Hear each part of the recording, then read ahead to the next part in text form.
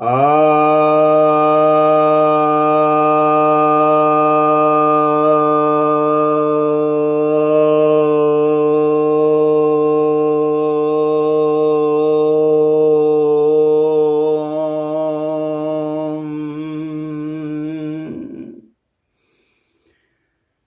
भक्तजनों को सप्रेम नमन।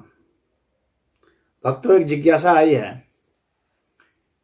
कि युवाओं ने रोजगार के लिए आक्रोश में ट्रेन जला दिया। इधर हाल फिलहाल की घटना है। तो ऐसा क्यों हो रहा है, इसका समाधान क्या है?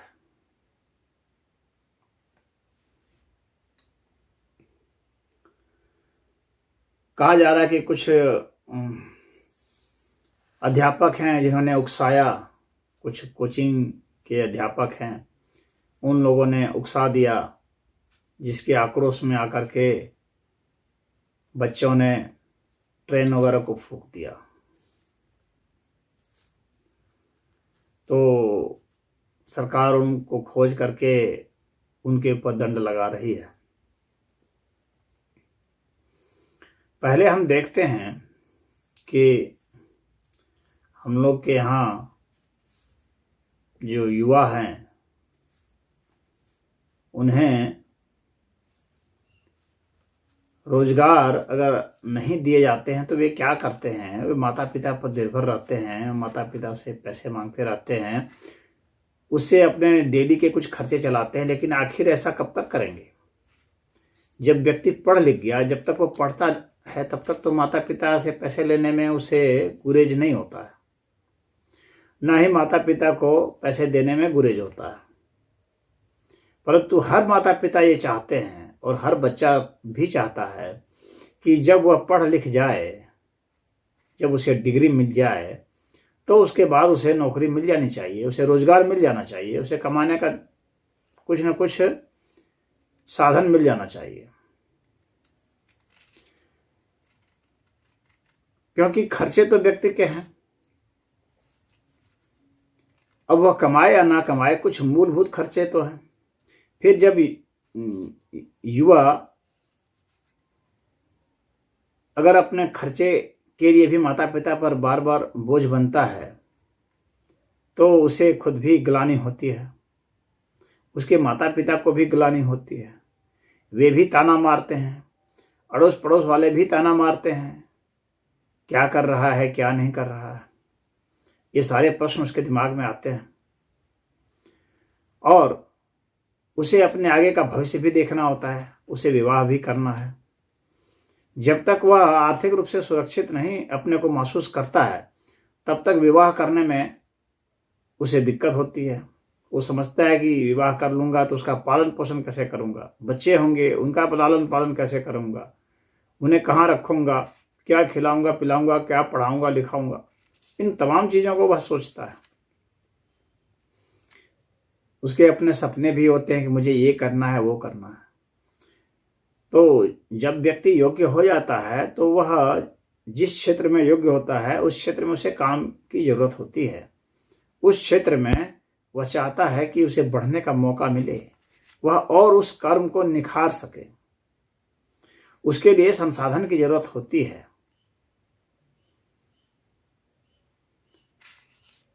अब बात करते हैं कि जब उसे ये सब नहीं मिलेंगे तो जाहिर सी बात है कि उसमें आक्रोश आएगा।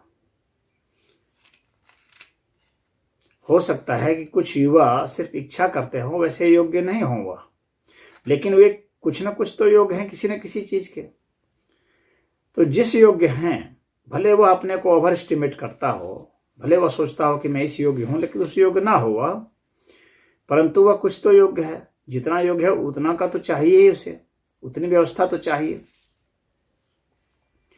और उतनी व्यवस्था देने का काम उसके माता पिता का है, उसका स्वयं का है और इस सरकार का है, इस समाज का है,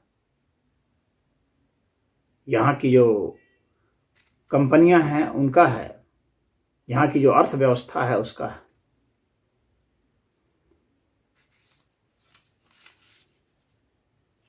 हमारी जो अर्थव्यवस्था है, पूरे विश्व की बात मैं कर रहा हूं, क्योंकि बेरोजगारी और युवाओं का आक्रोश सिर्फ एक देश की बात नहीं है, सभी देशों में है।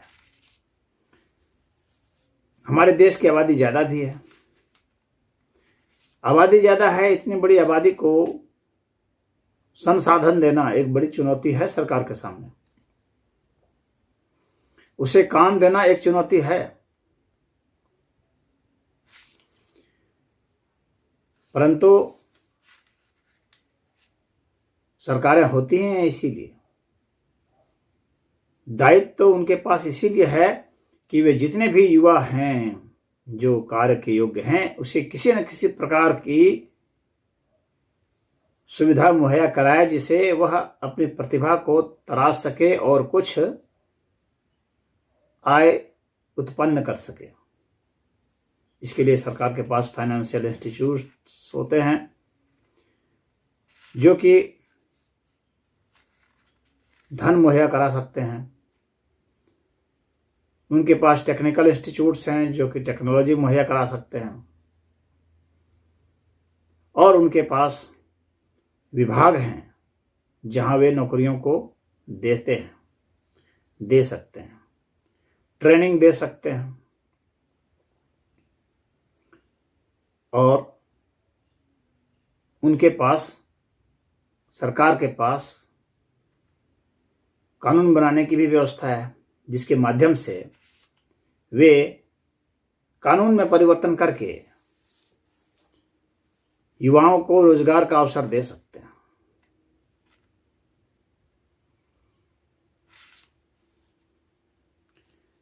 प्राइवेट कंपनियां हैं, पब्लिक लिमिटेड कंपनियां हैं, वहां भी लोगों को, युवाओं को रोजगार मिलता है। अब आक्रोश जो है वो किस बात को लेकर उभरता है? क्या सभी युवा बेरोजगार हैं? बहुत सारे युवा ऐसे होते हैं जो कि रोजगार के लिए काफी लंबे समय तक इंतजार करते हैं, और कुछ हैं जो तत्काल कार्य पकड़ लेते हैं, अपनी प्रतिभा के अनुसार पकड़ लेते हैं, और कुछ जो है वे अपनी इच्छा के अनुसार रोजगार चाहते हैं, और इच्छाएं बड़ी बड़ी होती हैं। अब भारत सरकार ने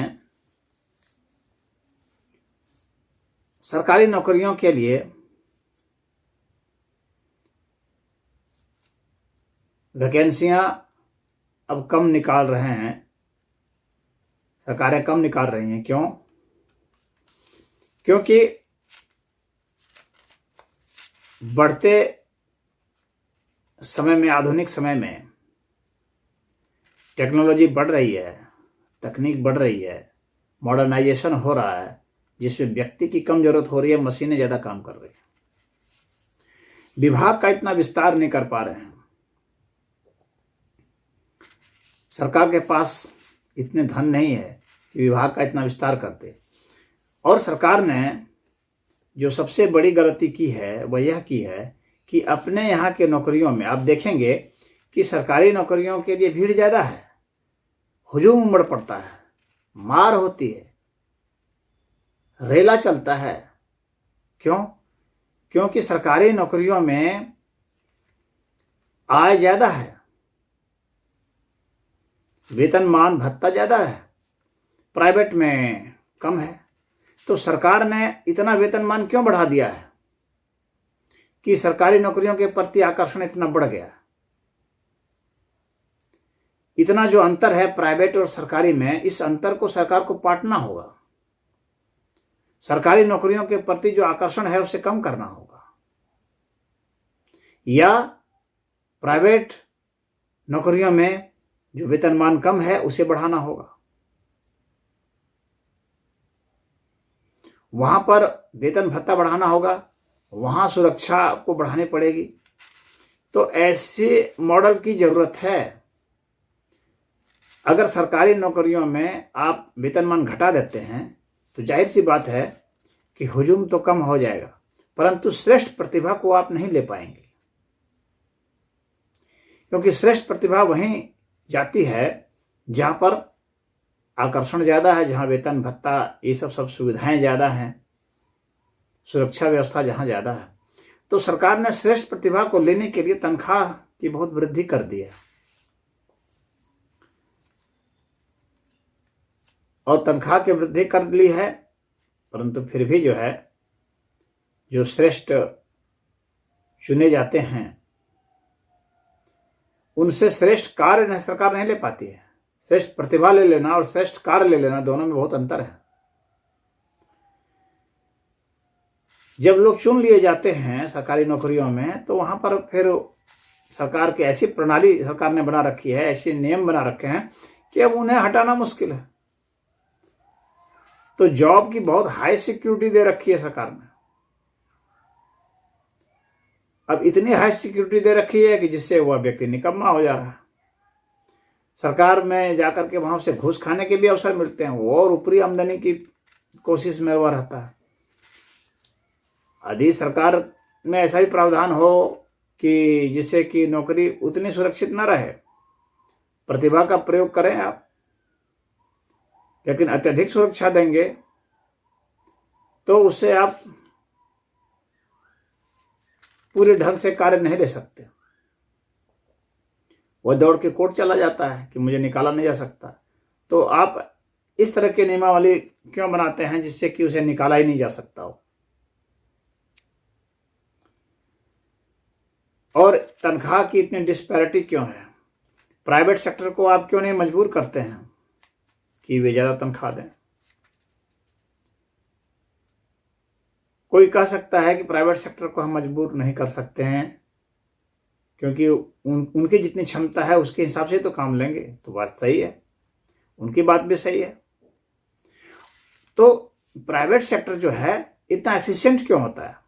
जब श्रेष्ठ प्रतिभा सरकारी नौकरी में चली जाती है, जब सरकारें श्रेष्ठ प्रतिभाओं को ले लेती है, तब प्राइवेट कंपनी में तो दोयम दर्जे की प्रतिभा जाती है। फिर वे इतना बढ़िया परिणाम कैसे देते हैं? वे तो घाटे में नहीं जा पाते हैं, वे तो फायदे में अधिकतर रहते हैं। तो इसका कारण है कि जो दोयम दर्जे की भी प्रतिभा है, यदि आप श्रेष्ठ तरीके से उसे ट्रेनिंग देंगे, श्रेष्ठ तरीके से कार्य ले सकते हैं, तो वे अच्छा परिणाम दे सकते हैं।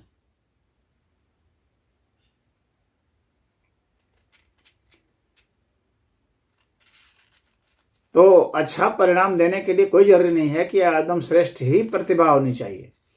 अगर श्रेष्ठ कार्य लेने वाले नहीं रहेंगे तो अच्छा परिणाम नहीं देंगे। श्रेष्ठ प्रतिभा होते हुए भी प्रतिभाएं कुंद हो सकती हैं।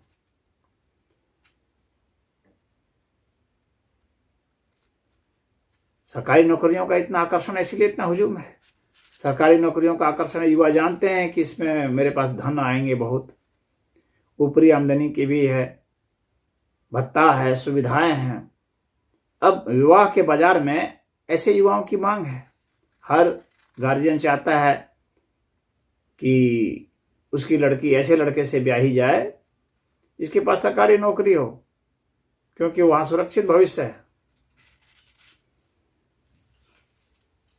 तो हर युवा चाहे वो प्राइवेट में काम भी कर रहा हो, सरकारी नौकरी में अप्लाई करता रहता है, तो वहां भीड़ होती है, हुजूम उमड़ पड़ता है। यदि प्राइवेट और सरकारी नौकरी में कि जो वेतन भत्ता है उसके अंतर को कम कर दिया जाए तो इतनी भीड़ नहीं होगी।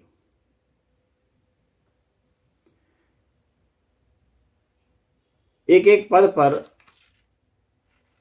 सरकार एक प्रोफेसर के लिए, उदाहरण के लिए एक जो लेक्चरर है, रीडर है सरकारी कॉलेज में, वह 1 लाख से ऊपर पा रहा है, जबकि 20,000 पर भी उसी तनख्वाह पर पढ़ाने के लिए, उससे भी बढ़िया पढ़ाने के लिए तैयार बैठे हुए हैं।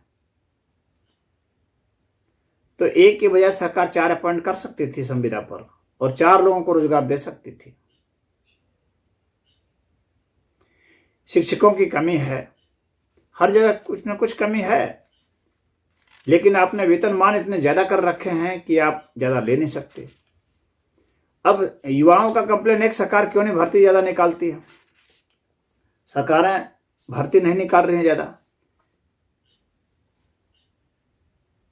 बहुत देर से निकालते हैं, वो जानबूझ करके डिले करते हैं।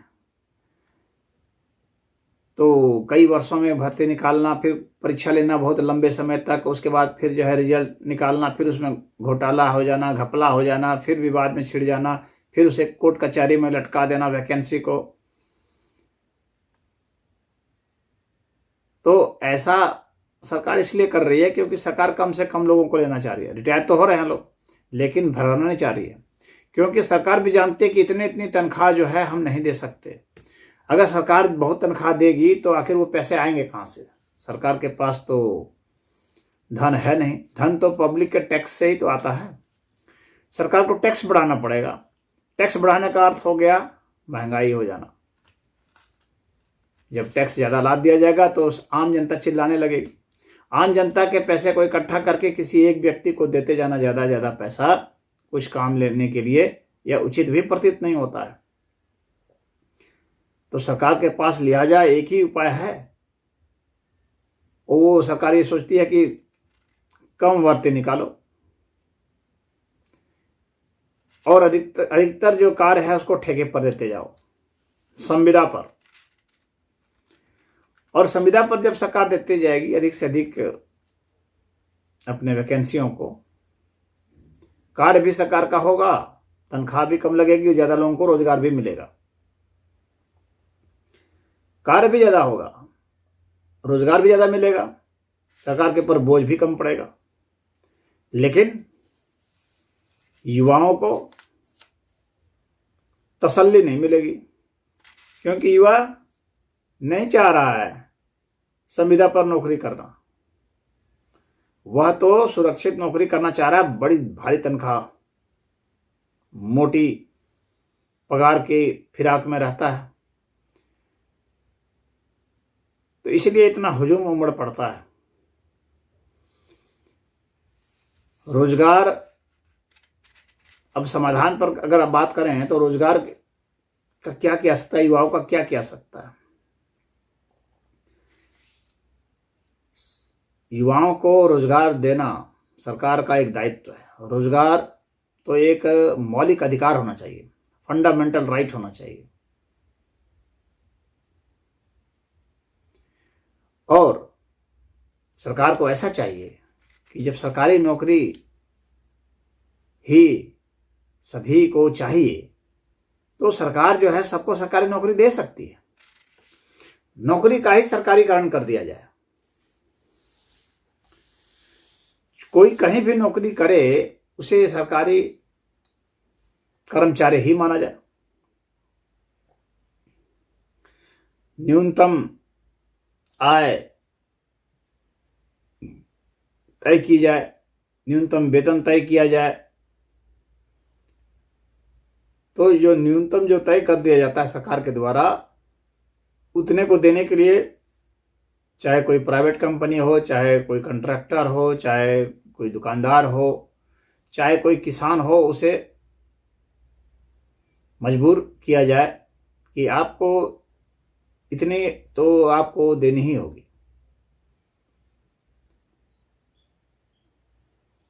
और सरकार ही अपॉइंट करे। सरकार अपने यहाँ पूरा सरकार के पास जो है एक पोर्टल हो जिसमें कि सारे युवाओं का दर्ज कर दिया जाए जिन्हें नौकरी चाहिए, और जो नौकरी कर रहे हैं उनका भी उसमें दर्ज हो, जो जहाँ नौकरी कर रहा है वहाँ भी दर्ज हो, कितना पा रहा है, वेतन भत्ता सब दर्ज हो। अपॉइंटमेंट सरकार के जरिए ही हो, चाहे कोई कहीं भी अपॉइंट हो।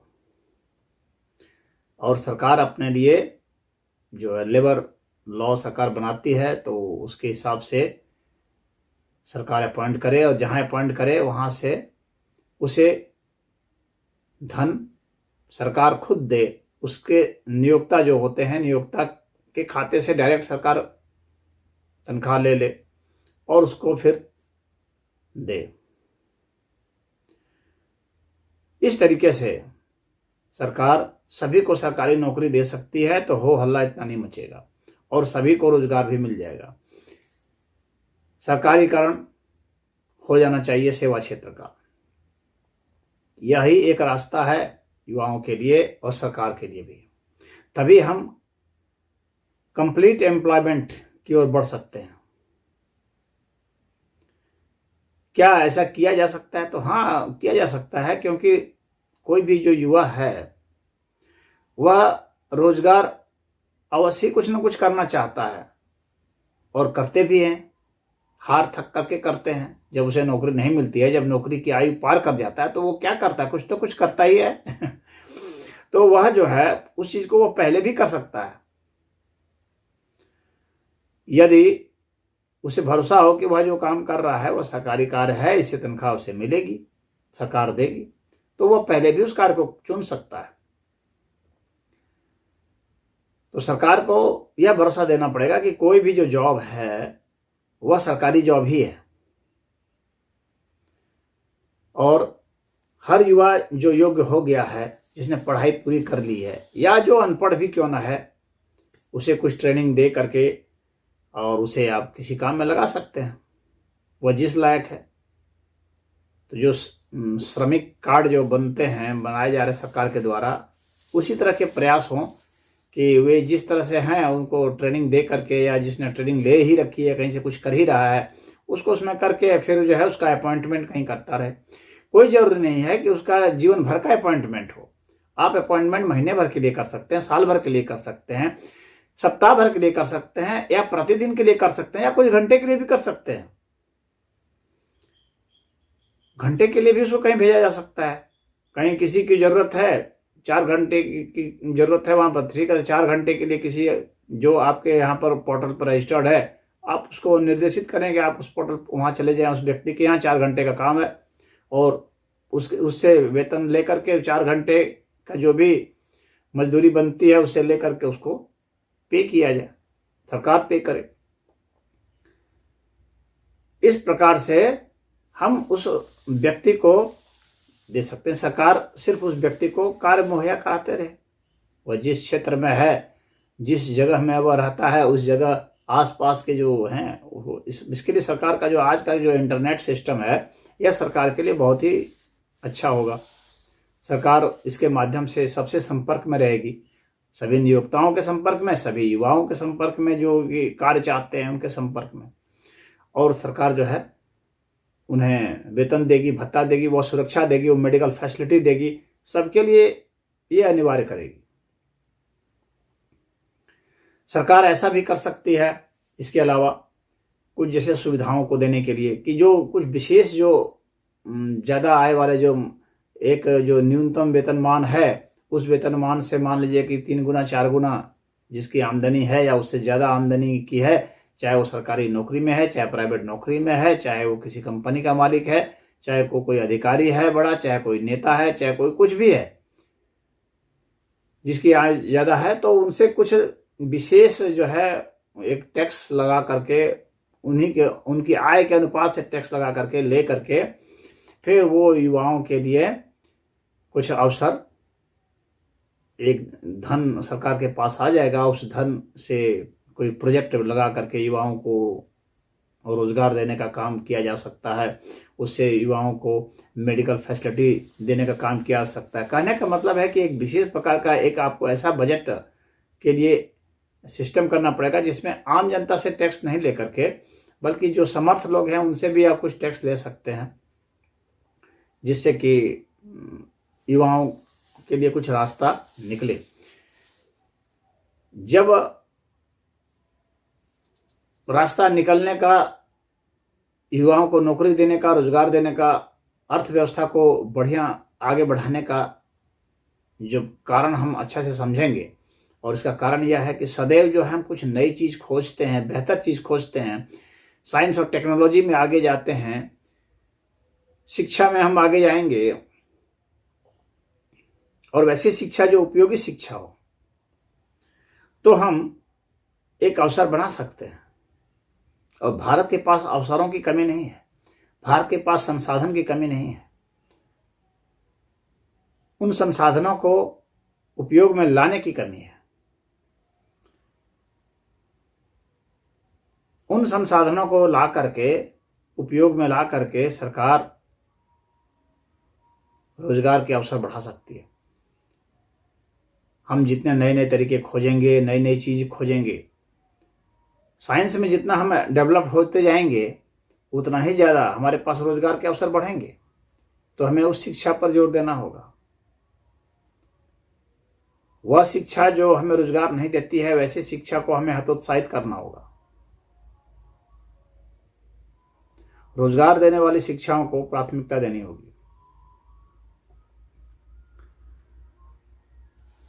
और भारत के जो संसाधन हैं इनका बहुत बेहतरीन तरीके से उपयोग नहीं हुआ है। मैं एक छोटा सा उदाहरण देकर के आपको बताना चाहूँगा कि भारत में बहुत सारे ऐसी जड़ी बूटियां हैं जिसका कि कोई उपयोग नहीं होता है, कुछ नहीं जानते हुए ऐसे उत्पन्न होती हैं और उससे में मर जाती हैं, काम खत्म हो जाता है उसका।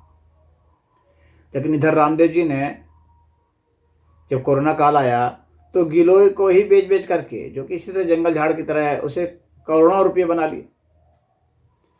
तो वह कैसे? सिर्फ उस जानकारी से, उस ज्ञान से, और एक ऐसा मैकेनिज्म जिसके जरिए उस ज्ञान का उपयोग जो है मार्केटिंग में किया जा सकता है, मैन्युफैक्चरिंग में किया जा सकता है। तो भारत के पास तो जड़ी बूटियों का ही भंडार है, उससे कितने लोग कितने आय कर सकते थे। खरपतवार की तरह उगने वाली जड़ी बूटियां हैं जिनका बहुत उपयोग हो सकता है, जिनकी बहुत विश्व में मांग हो सकती है, उसका हम उपयोग नहीं कर पाते हैं। वे ऐसे उगते हैं, सड़ के बर्बाद हो जाते हैं।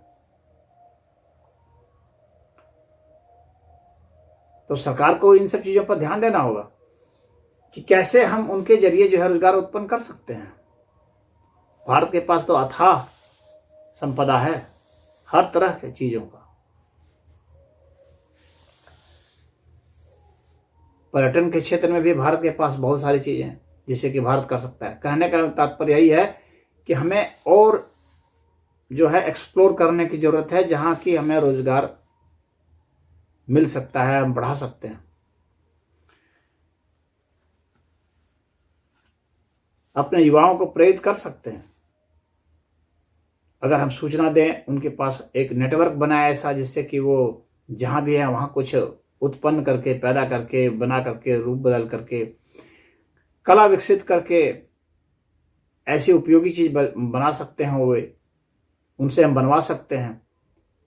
तो फिर उसकी मार्केटिंग हो सकती है, उसकी बिक्री हो सकती है। तो हम रोजगार इस तरह से मुहैया करा सकते हैं।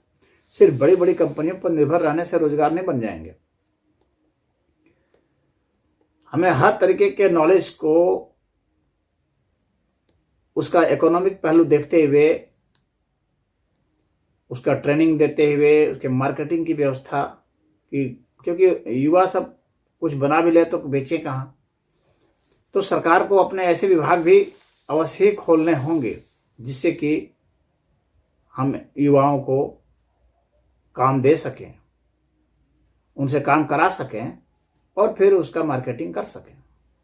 बड़ी बड़ी कंपनियों को भी हम उसमें शामिल कर सकते हैं जिससे कि वे उसकी मार्केटिंग कर सकें और उन युवाओं का वह जो है दोहन शोषण नहीं होने लगे, यानी उसको उसका बहुत कम वैल्यू नहीं मिलने लगे कि वो हताश होकर के और निरुत्साहित होकर के छोड़ दे, उस काम को छोड़ दे।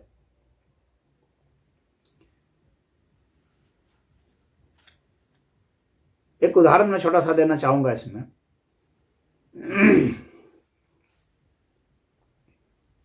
बड़ी बड़ी कंपनियों का लालच भी जो है युवाओं के लिए खतरा हो जाता है। एक उदाहरण मैं आपको देकर के समझाना चाहूंगा इस विषय पर।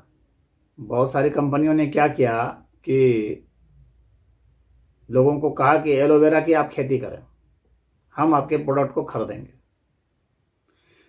तो बहुत सारे गांव के युवाओं ने इसकी खेती कर ली। जब उन्होंने खेती कर ली और वे जो कंपनियां हैं उनसे फिर संपर्क किया गया कि भाई आप, हमने तो खेती कर ली, आप हमारा जो है खरीद लीजिए, ले लीजिए। तो उन्होंने सोचा कि अब तो इसका जो है ये उपजा लिया है, अब क्या करेगा इसका यह। तो कहने लगा हम तो इस रेट पर लेंगे, यानी बहुत ही कम, न्यूनतम जितनी उसकी लागत भी बेचारे की आई है उससे भी कम पर वो मांगने लगे। तो वो खेती कैसे करेंगे?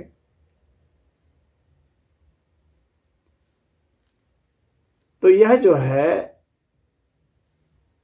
इस तरह का एक ब्लैकमेल करना ऐसे हमारे युवाओं को हतोत्साहित कर देता है। फिर वो उसको उस काम को छोड़ कर दूसरा काम करने लगेंगे।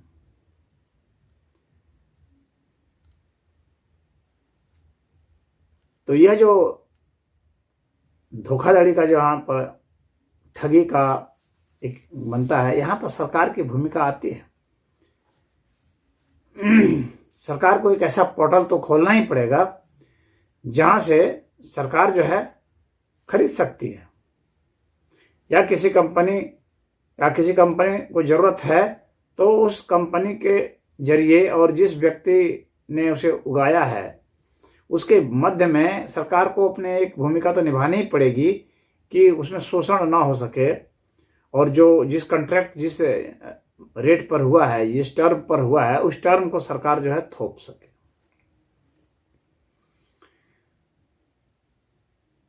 अगर यहाँ पर तो कंपनियों को पूरी छूट हो जाती है और जो बचाने वाले हैं वो कहीं नजर नहीं आते। जो बेचारे उगा रहे हैं या कलेक्ट कर रहे हैं कहीं से, वे नजर उनके प्रति जो है कोई न्याय नहीं हो पाता। तो सरकार को वह भूमिका निभानी पड़ेगी। जो उत्पादक है, और वह जो उत्पादक है अगर वह छोटा है, आर्थिक व्यवस्था में कमजोर है, तो इन दोनों के मध्य में एक कॉन्ट्रैक्ट की भूमिका निभानी पड़ेगी कि वह कॉन्ट्रैक्ट जो है वह सही अर्थ में लागू हो जाए और वह धोखाधड़ी का शिकार न हो। जनता राज पार्टी ने एक युवाओं के लिए इस तरह का ही एक मॉडल बनाया है, लेकिन पार्टी तो अभी बहुत छोटी है, अननोन है, कोई नहीं जानते, सिद्धांत भले बड़े हों। तो अब युवाओं की भी एक जिम्मेवारी है कि इस पार्टी के सिद्धांत को आगे बढ़ाएं, क्योंकि वर्तमान सरकार हो सकता है कि नहीं माने, क्योंकि सरकार नाम की कोई चीज वास्तव में तो होती नहीं है, होते तो नेता हैं। नेताओं के ही समूह को जो जीत चुके हैं उन्हें तो सरकार बनाने का अवसर मिलता है, तो वे तो घूस खा करके बैठ सकते हैं, वे उद्योगपतियों के हिसाब से नियम कानून बना सकते हैं। युवाओं के हिसाब से नियम कानून बनाने वाली पार्टी चाहिए, और इसके लिए युवाओं को समर्थन चाहिए। तो जनता राज पार्टी वैसे ही बनाया गया, युवाओं के लिए मॉडल तैयार किया गया है जिसमें युवाओं को 100% नौकरी की गारंटी है, और सुरक्षा की गारंटी है, वेतनमान की गारंटी है।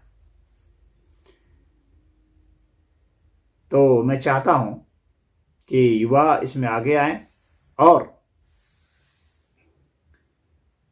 अपने भविष्य को समझते हुए, यदि वे किसी पार्टी के समर्थक हैं अन्य पार्टी के, तो वहां पर इस आवाज को उठाएं और उन्हें मजबूर करें इस चीज को लागू करने के लिए। और अगर वे नहीं मान रहे हैं, जैसे कि उम्मीद है वे मॉडल तो अपना नहीं बदलेंगे, इतना आसान नहीं है मॉडल बदलवाना, तो जिसने वैसा मॉडल बना रखा है उसी को क्यों नहीं समर्थन दिया जाए। तो युवाओं के लिए यही एक बेहतर ऑप्शन है कि जनता राज पार्टी के साथ आए, तो निश्चित ही उनका भविष्य सुरक्षित होगा। अन्यथा इस बढ़ते मशीनीकरण में और रोबोटिक्स के जमाने में, जहां के रोबोट सवार हैं और सारे कार्य कर रहे हैं, बहुत मुश्किल है कि उनके पास आय हो। तो काम हो या नहीं हो, आय तो निश्चित होनी चाहिए, क्योंकि आय की आवश्यकता है, काम की आवश्यकता तो नहीं है। मैं मानता हूं इस बात को। काम तो मेरे पास नहीं भी है, मेरे पास धन हो तो भी मैं आराम से जीऊंगा और जिला लूंगा। इसलिए धन के बंटवारे की भी जरूरत है। यदि सरकारें काम नहीं दे सकती हैं, देना नहीं चाहती हैं, कंपनियां काम नहीं दे सकती हैं, देना नहीं चाहती हैं, तो आय तो उनको देना पड़ेगा। वह कानून से बनाया जा सकता है, पूरे विश्व के लिए मैं कह रहा हूं। और युवाओं के खाते में धन लाया जा सकता है, क्योंकि धन का सृजन तो कंपनियां कर ही रही हैं। तो धन का जो सृजन वो कर रही हैं मशीनों के द्वारा, रोबोटिक्स के द्वारा, बड़े बड़े कंप्यूटरों के द्वारा, जहां मानव कम है, तो उतने धन का क्या होगा उनके पास, उनका क्या काम है। तो उस धन को युवाओं को देना जरूरी है, जिससे कि उनका जीवन सामान्य हो सके, अन्यथा यह समाज जो है यह बहुत बड़े उथल पुथल का शिकार होगा। और ट्रेन में आग लगाई गई है, पूरे देश में भी आग लगाई जा सकती है।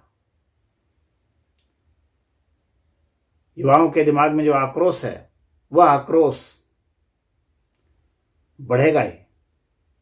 अगर उन्हें कार्य नहीं मिला, अगर उन्हें सम्मानजनक जीने का रास्ता नहीं मिला, तो जाहिर सी बात है कि सामाजिक आर्थिक उथल पुथल निश्चित है और इसके लिए राजनीतिक उथल पुथल होगी।